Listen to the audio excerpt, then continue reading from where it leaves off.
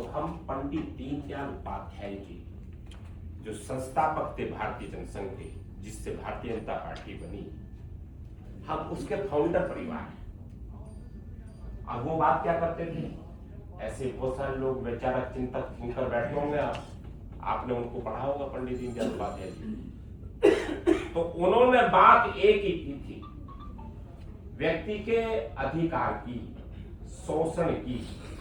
और उन्होंने अपने संबोधन में, जब वो जनसंघ के राष्ट्रीय अध्यक्ष बने थे, उन्होंने कहा था, उनकी किताब अगर आपको मिल जाए कहीं से पढ़ के देखिएगा, तो उस किताब का नाम एकात्म मानव दर्शन है।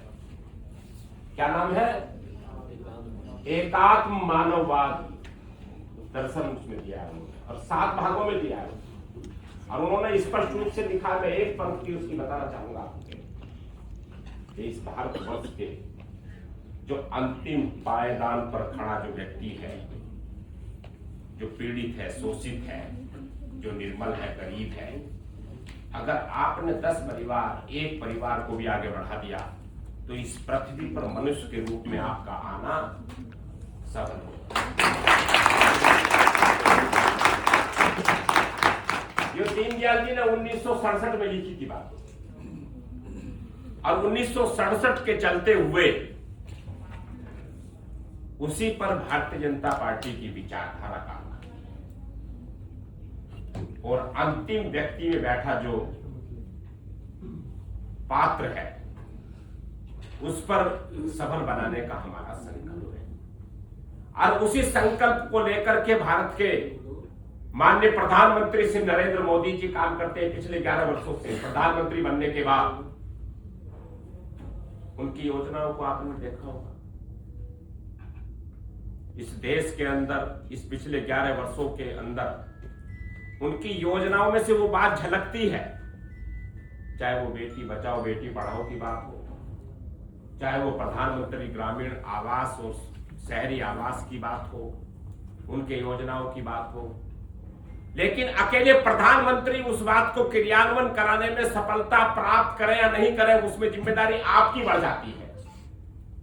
क्योंकि इस देश के अंदर जो एनजीओ काम करते हैं, जो गैर सरकारी संगठन काम करते हैं, उनकी भूमिका बड़ी हो जाती है।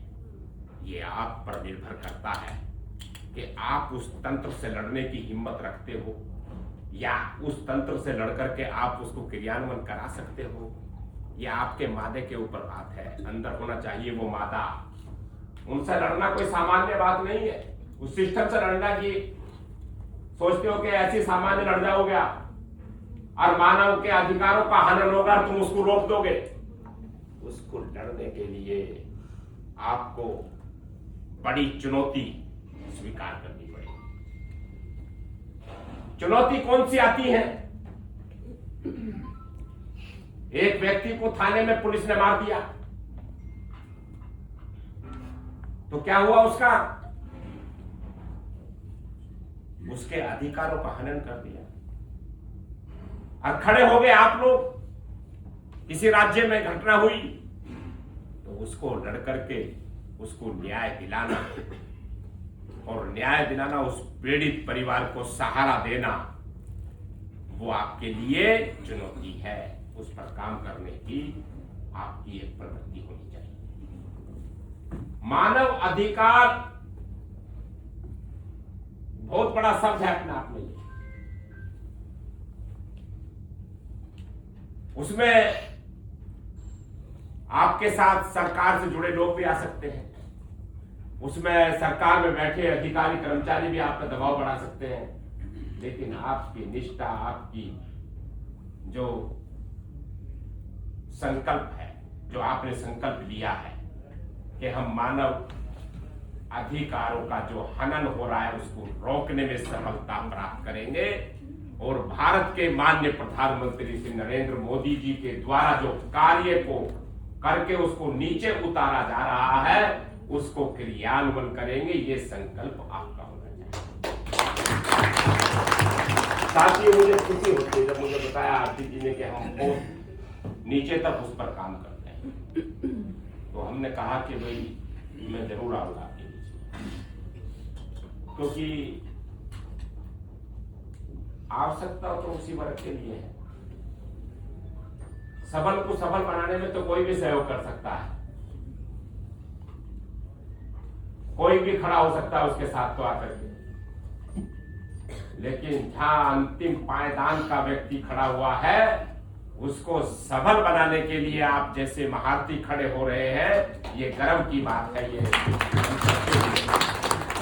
इसको हमें और चुनौतियों को सामना करेंगे और हम जो इस पर शोध करेंगे, उनके जो चीजें कहीं ऐसी हमें दिखाई देती हैं, हमारे पास कोई कंप्लेंट आती है, हम उसको क्रियान्वयन करेंगे। मैं आरती जी से कहना चाहूंगा, ऐसा ऑर्गेनाइजेशन आपका पूरे भारतवर्ष में काम करता है, उनके राइट को लेकर के, तो आप अपना एक टोल फ्री नंबर जारी करिए देश के अंदर, और उस टोल फ्री से शिकायतें आप इकट्ठा करिए और इकट्ठा करके उसको आप नीचे उतारने के लिए संघर्ष करिए।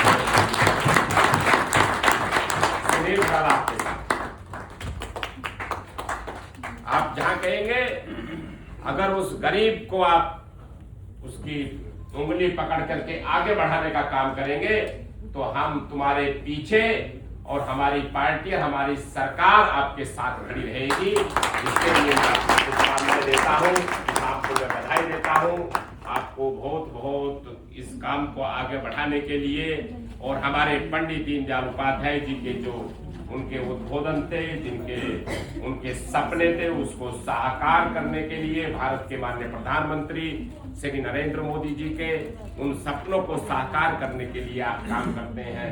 मुझे बहुत बधाई हो रही है, इस बात की आपको शुभकामनाएं देता हूं, और सारे प्रतिनिधियों का जिन्होंने इस गंभीरता से सुन करके अपने जीवन में कुछ शब्दों को उतारने का निर्णय लिया है, मैं उनको भी बहुत बधाई देता हूं। जय हिंद, जय भारत।